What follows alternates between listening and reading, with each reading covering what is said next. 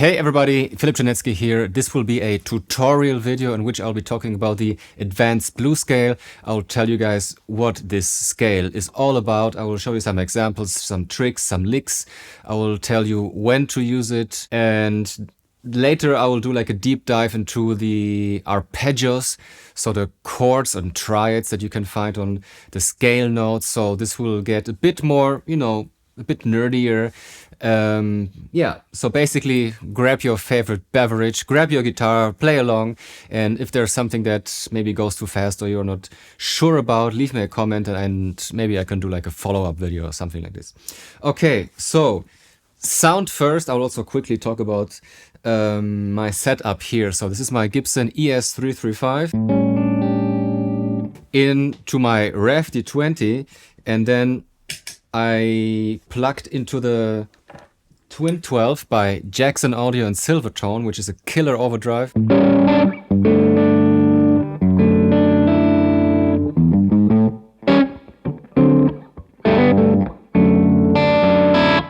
And then, to go for even more John Scofield vibes, I also took the New Wave as well by Jackson Audio, which is a killer chorus. It does all things chorus, vibrato, even some like rotary speaker sounds.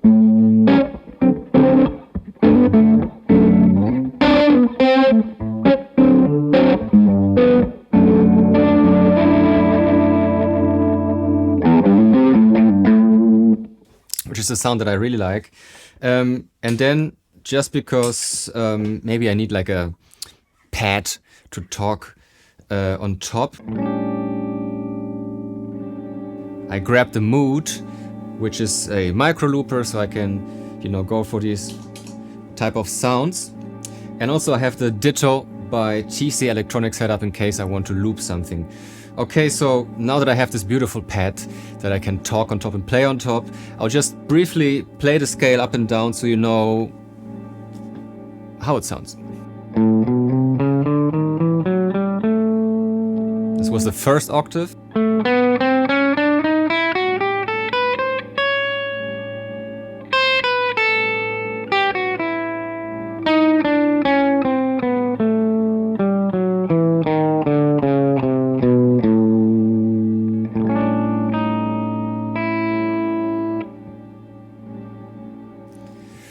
So the most technical or the most theory-based term probably would be Mixolydian with a Bluenote, Mixolydian sharp 4, Mixolydian flat 5, depending on how you want to call the Bluenote. Flat 5 or sharp 4 might be misleading because actually all of these notes are in there. So the 4 and the 5 as well as the Bluenote, which is in between. So flat 5, sharp 4. This gives you, so, you know, like, let's jump right into it. This gives you quite a lot of chromatic steps. So you have the root, your second, then comes the minor third, major third, fourth, sharp 4 or flat 5, and the 5. And then there's just the major 6 and minor 7 left. So from the second, in this case, I'm playing an A7, A dominant chord. From the second, from B up to E, which is the 5th, you have all these chromatic, you have like a long chromatic note, all these half steps. Or here in the next octave. Or up here. Which is cool, you know, you can make use of it. You know, there's like this famous phrase that goes like this. So I'm doing like a slide into from the minor third to the major third. And then I go chromatically up till the 5th.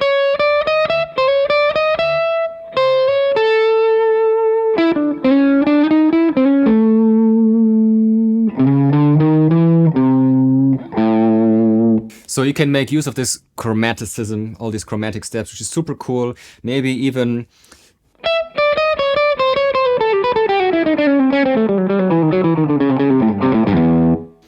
you know.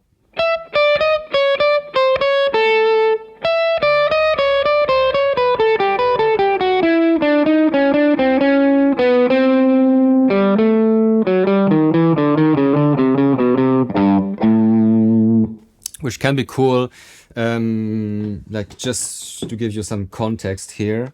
Let's record a quick loop here. And then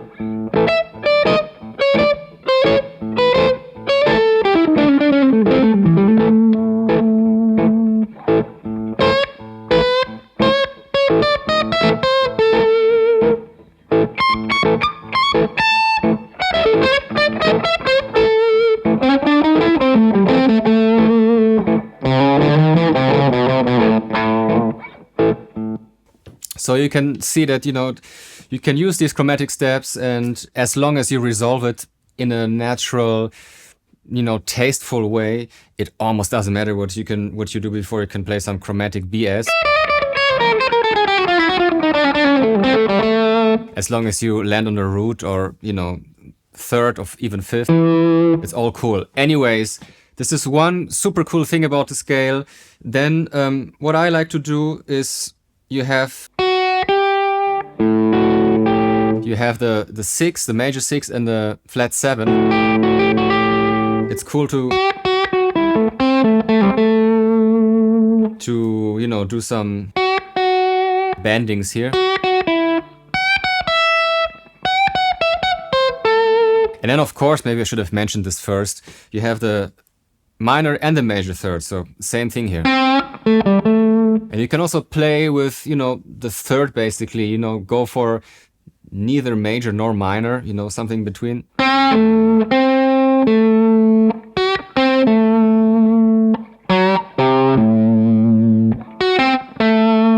And then a super cool interval here is this tritone, so from the minor third to the 6th, as well as from the major third to the 7th.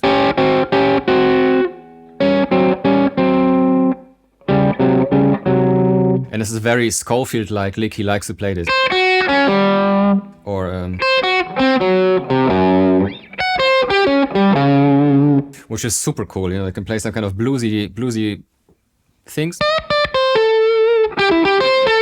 And then, you know, add it in there. So this is all in the scale.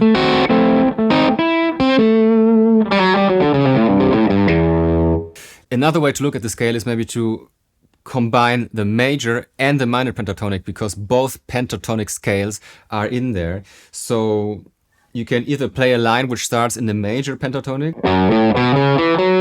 and then change to the minor pentatonic here, which is super cool. Or even play a lick in the major pentatonic, and then the same lick in the minor pentatonic. Okay, let's some context here.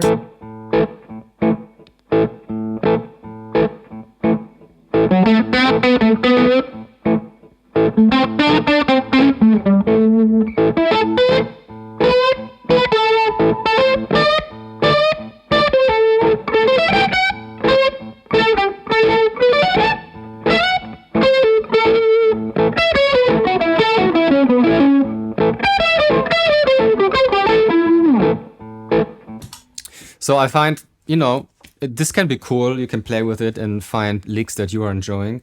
Okay, so as I mentioned before, let's do like a deep dive into intervals and maybe arpeggios and even seventh chords that you can find in this scale. So on the first, from your root, you obviously have a minor arpeggio as well as a major arpeggio. And you know, we just talked about the minor-major relationship, and that you kind of have, you know, the scale is neither minor nor major actually, and you can play with that. Same actually for the second scale note, so the B. From the B you also have a minor arpeggio as well as a major arpeggio, and same goes for the third, which is C. So here again you have a minor arpeggio as well as a major arpeggio. So an octave higher, this would be this. This was the major arpeggio, so A, B and C, as well as the minor arpeggios. So just to give you some context here, we're playing A, B and C major arpeggios. Start here and work my way up the fretboard. I think it sounds cool.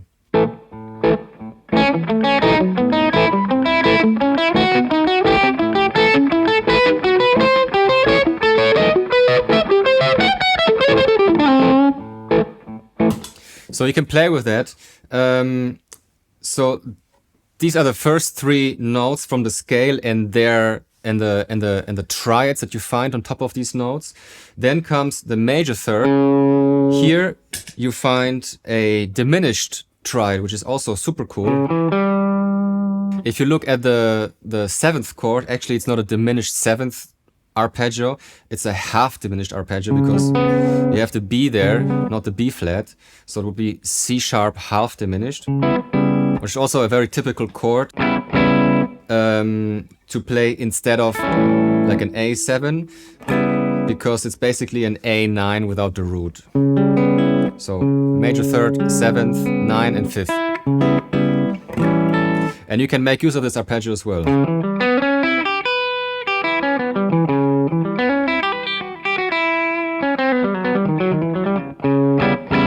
Which can be also very cool. Okay, on the fourth note of the scale, D, you have a D major arpeggio, and actually D major seventh 4 chord.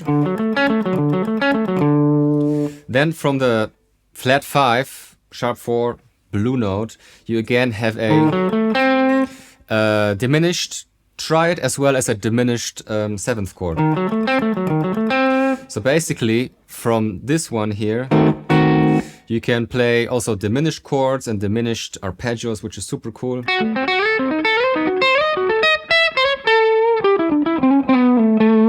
You know, as long as you resolve a phrase like this in a very musical way, it can be cool. So I played here A, C, F sharp, and then I went up in minor thirds. And I resolved it to some kind of A7 arpeggio.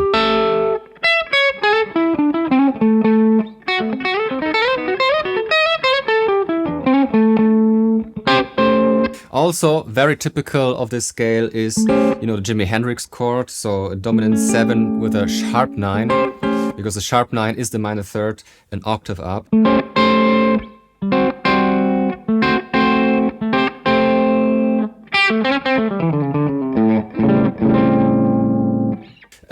Okay, so this was the, as you can see, I'm kind of, you know, going with the wind here. So we were talking about the arpeggios. We were at the blue note. Now comes the fifth note of the scale, which is E. Here you have a minor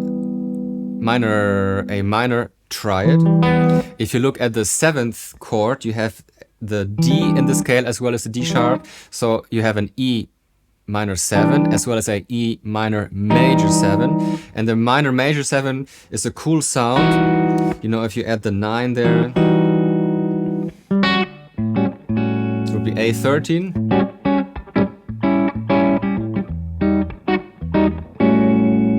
There would be some chordal things. And then it can be super cool to kind of superimpose some melodic minor stuff, because the melodic minor scale is also in the advanced blues scale. So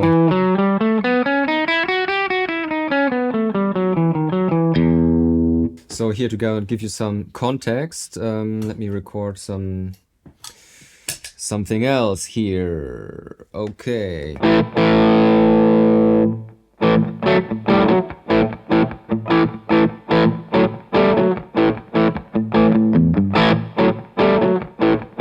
And then I'll try to play some E melodic minor.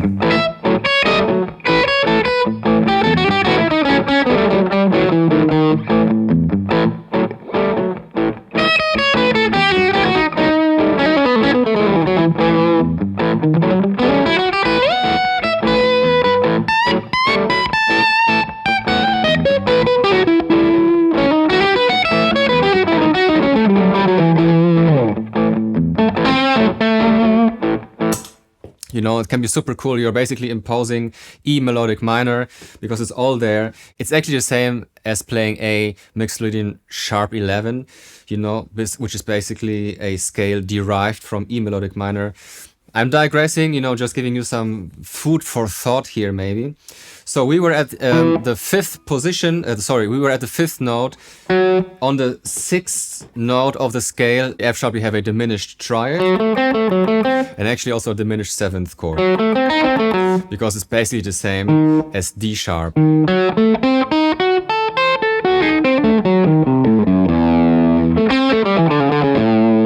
And then from the seventh note of the scale, G, you have a major triad. And then what can be cool is also go for major 7 arpeggio, which is in there, and maybe play with this one. This is something I like to do. Make it a G major 7 sharp 11 with a C sharp here.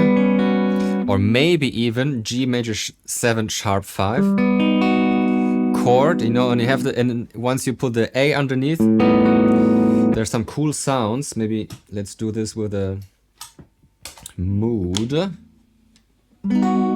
I'm just gonna play an A, like a...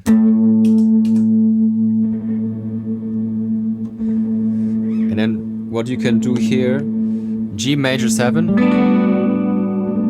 G major 7 sharp 11, G major 7 sharp 5, which can also lead to the 6.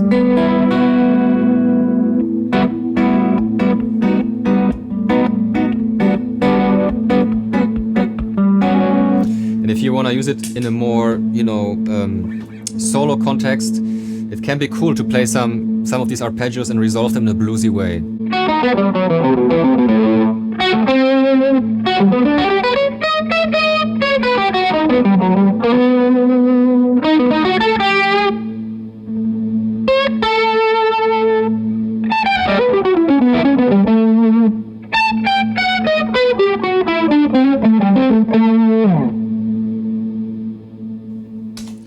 So just to show you what I did there, basically I played this arpeggio about an octave up. You know, so I started on the A, the root, and I went to the G, F sharp, and I played the sharp 5 arpeggio down, so D sharp, B, G, F sharp, and then I resolved it somehow.